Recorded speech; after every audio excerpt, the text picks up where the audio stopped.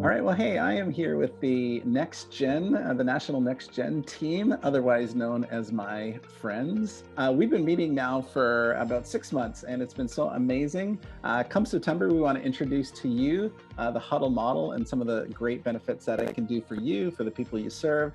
And so we thought the best way to do that is just to quickly go around the circle and share some of the highlights, some of the benefits that we've experienced being on this journey for the last 6 months. You know what I love most probably is building relationships with people out east across Canada, to the point where I would honestly consider them friends.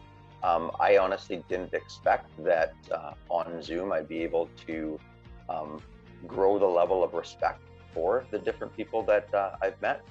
Some I haven't met personally, but I just love the simplicity of hearing from Jesus together. And hearing people's hearts. It's been a real joy for me. A highlight for me has been, I honestly feel like I was a little dragged into this by the back leg, didn't kind of know what I was coming in for.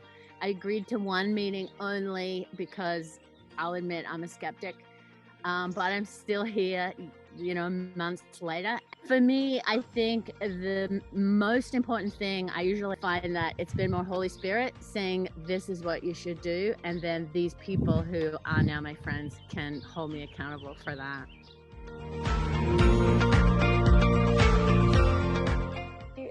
Just to keep it brief, I don't love sharing in groups that I don't know. So I have found this experience to be very growth oriented because it's created a space of willful vulnerability, which is very uncomfortable for me, but probably good for me as well. So I have appreciated a safer place to do that.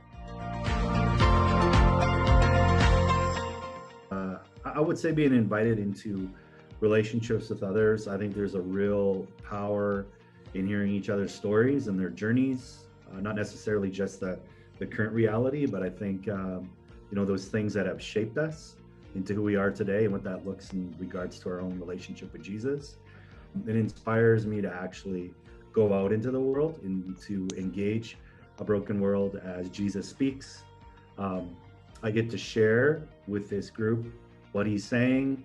And then, to some extent, as scary as the word sounds, I'm held accountable to what Jesus is saying. So that's probably the biggest thing. Is it's ministry can get really busy. We can do a lot in ministry, but sometimes we don't have avenues or areas where we just stop and listen to Jesus, but then also just have opportunities to engage with people across our beautiful country. So it's good.